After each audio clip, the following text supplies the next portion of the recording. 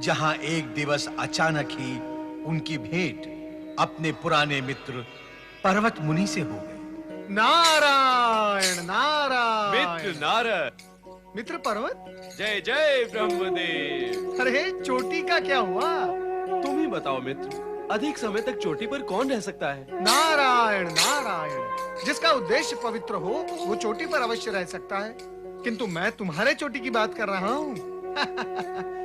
पृथ्वीवासियों से मैंने बात सुनी थी कि चलते चलते एड़ियां घिस जाती है, किंतु मैंने ये कभी नहीं सुना और देखा कि आकाश गमन करते करते चोटी भी घिस जाती है।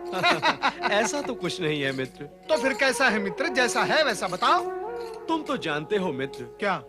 कि मैंने तुम्हारा ही रूप, भेष, मुद्रा व आचरण का अनुसरण करके तुम्हारी ही भांति त्रिदेव का कृपा पात्र बनने का प्रयत्न किया और नहीं बन सका। मुझे लगा कि मेरी लंबी चोटी मुझे तुमसे भिन्न करके ब्रह्मदेव से दूर किए हुए है, इसलिए मैंने चोटी का केंद्रीयकरण कर लिया। अति का केंद्रीयकरण तो जगत के हित में होता है मित्र पर्वत। अच्छा किया तुमने। लगता है अब तुम्हें परमपिता ब्रह्मा जी के दर्शन शीघ्र ही हो जाएंगे। मित्र नारद, तुम तो इस सत्य को भली भांति जानते हो कि मैं परमपिता ब्रह्मा जी के दर्शन को न जाने कब से उत्कंठित, उत्सुक और व्याकुल हूं। देवगुरु बृहस्पति ने भविष्यवाणी की थी कि आज तुमसे भेंट अवश्य होगी और तुम मुझे ब्रह्मलोक ले जाओगे। किंतु तुम परमपिता ब्रह्मा जी के दर्शन के लिए इतने व्याकुल क्यों हो?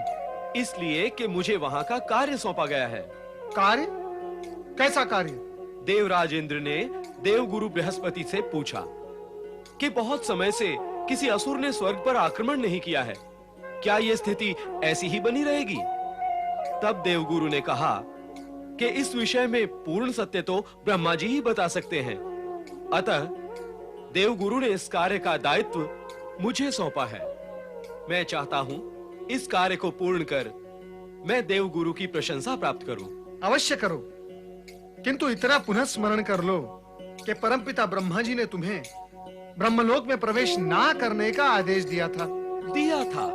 परंतु पहले, आज तो स्थिति भिन्न है।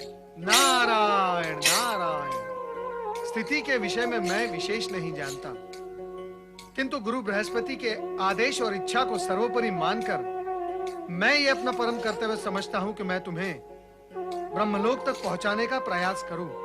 आओ मेरे साथ। नारायण नारायण। मित्र पर्वत, अब तुम मेरे साथ ब्रह्मलोक में प्रवेश करने का प्रयास करो। यदि परमपिता ब्रह्मा जी की इच्छा और आदेश नहीं हुआ तो तुम यहीं ठहर जाओ, मैं भीतर प्रवेश कर जाऊंगा। और यदि ऐसा भी नहीं हुआ? समझ गया मित्र, सारी स्थिति समझ गया। मुझे तो विश्वास है कि इस बार ब्रह्मदेव मुझे रोकेंगे नहीं।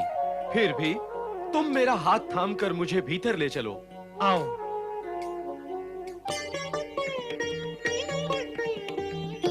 परमपिता ब्रह्मा जी की जय हो।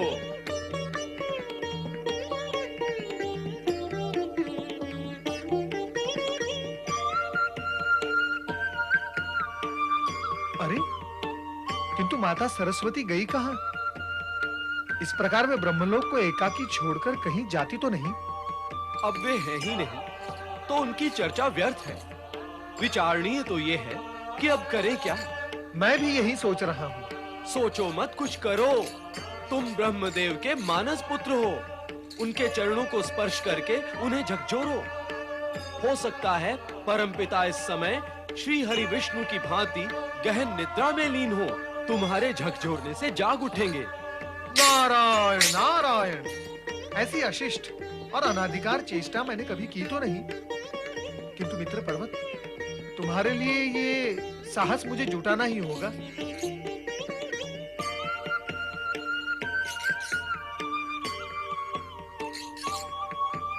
परमपिता, परमपिता,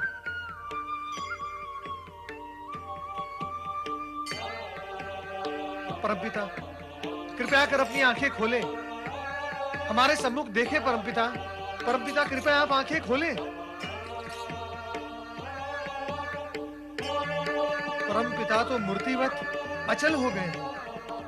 और ऐसे में माता सरस्वती कहाँ गई?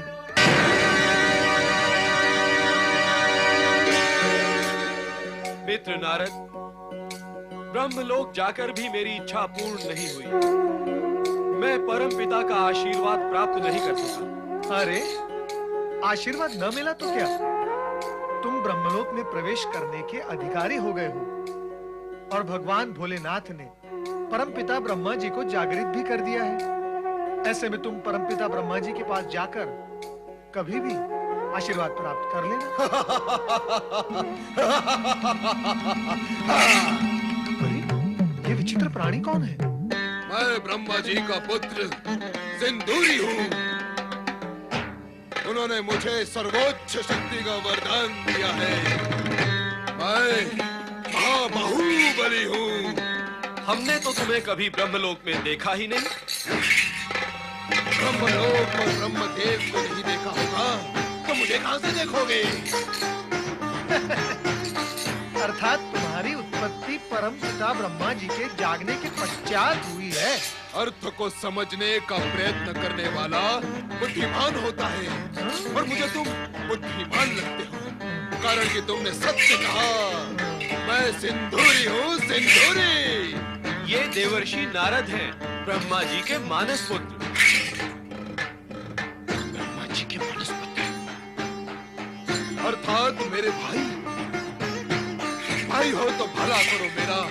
तो ये बताओ कि ब्रह्मा जी द्वारा दिए गए वरदान की सत्यता की परख मैं कैसे करूं? इसका प्रमाण कैसे प्राप्त करूं?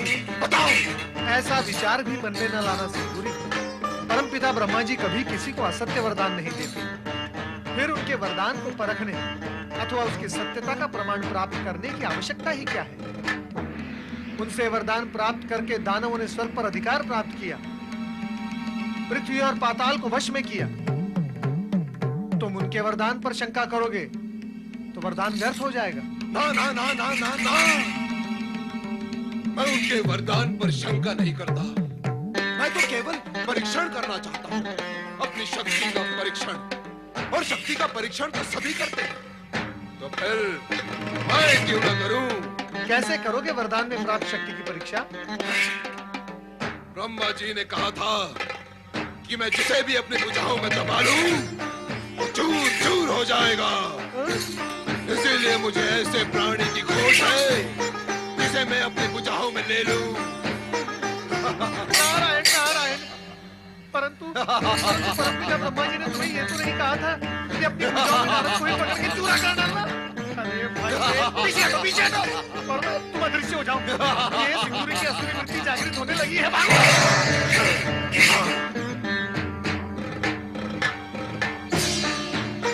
अब ब्रह्मदेव के पास ही चलना उचित होगा। उन पर शक्ति परीक्षण कर भी लूंगा, उनका कुछ भी अहित नहीं होगा। चलो सिंदूरी, ब्रह्मलोक चले।